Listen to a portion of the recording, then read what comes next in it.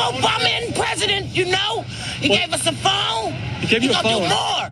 Distributing these kinds of subsidies without any sense of fiscal responsibility is seen as a good thing. And the point I've consistently made is, if it's a good policy, let's be fiscally responsible about it. Let's not just open the spigots and not have any accountability whatsoever. Yeah, you just want to protect the taxpayer. It's our money, and if it's being opened up to potential fraudulent activity, that's not good. So some of you who are on the younger side, you may not know that Fox News spent what felt like 1,000 years reporting on Obama phones. The idea that all these damn black people got free phones, and it really made us mad. Money is being wasted so they can have phones. And it was a subsidy for low income people to have access to phones, because you have to have a phone for a lot of jobs to participate in modern society and those sorts of programs that existed for a really long time. But it made sense to just pretend that Obama was giving black and brown people phones, and they got a lot of play out of that. Well, let's see how much they like Donald Trump getting involved in the phone game, not to like give subsidies to low income people so they can participate in America, but just to enrich himself and his family, because the Trump phone is coming. I don't know if that's actually it. That's just him with a phone or whatever. But yeah, they're gonna be, the Trump organization is gonna be selling phones and phone services. And if you didn't think that this was going to be a very clear grift, the latest in a long train of grifts, it is just constant references to Donald Trump as president. It's not like they're just a company that's selling a phone. It's the 47 plan, okay? You get it?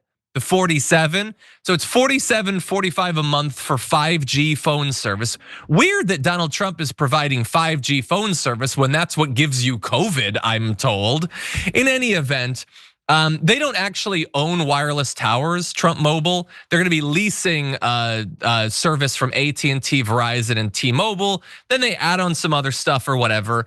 And then because this is gonna be marketed just to their cultists, they can jack up the price a bunch and extract as much wealth as possible from the Trump base. And so you can use your current phones for this service, or you can buy the Trump T1 phone. It's $500 for an Android device, blah, blah, blah, the specs.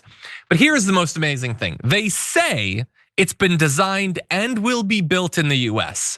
Now I say that ain't gonna happen.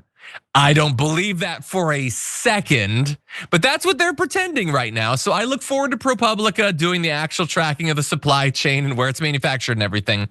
But if you thought that this phone wasn't gonna be ugly as hell, you haven't been paying attention. Here it is. It's gold, you get it? And it's got an American flag and all of that, because this is just making money off of the fact that Trump is president. As everything else that they do is, it's a grift. I'll remind everyone, Jimmy Carter had to put his peanut farm into a blind trust.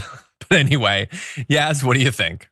Oh my God, my jaw literally dropped when he showed the image of what the phone looked like. Why is Trump with all of his money and Elon Musk with all of his money, why are they so tacky? Like why? It's really the epitome of money does not buy class. That is disgusting. And it looks cheap somehow. You want it to be gold and gilded. It looks cheap, but it is one of those things, it's classy when the rich do it, but it's trashy when the poor do it. Like it's acceptable when Trump does something, even though he clearly is doing it as he's the sitting president of the United States, clearly to enrich himself personally and his personal business. But it's completely unacceptable when Obama does it actually in some kind of presidential capacity to give things to the people who could most likely benefit from it. And those are the poor, those are the minority groups, and these are the people that the MAGA right wants to say, these are the strains on our society. These are the people who are taking things from the government. They love a handout,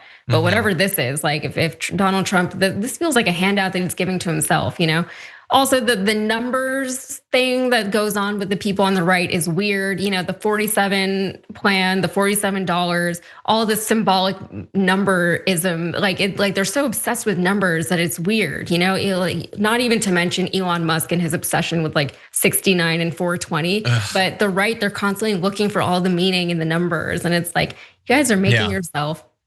You're doing way too much. You have to be exhausted at some point, mentally and emotionally exhausted just by looking. following your government should not be so difficult. Understanding what's going on in your government and in the world around you should not be so difficult that you have to do all of these like mental gymnastics just to follow and make sense of the things that your president is saying and doing. And the more that you try to make sense of it, you have to stop and wonder, why do I have to try so hard? Because he's tricking you, because he's duping you, because the thing that is so obvious, and that thing is that he is grifting you. They don't want to accept that. They cannot even entertain that possibility, and so they just have to do all this other stuff on the side. So it shouldn't be this hard. It's just it's amazing how driven Donald Trump is by the rage that his followers still have a single cent to their name, and he will not rest until they don't, until he's taken every single dollar. Should be his money. That's his money, right? They support him. Give him all of your money.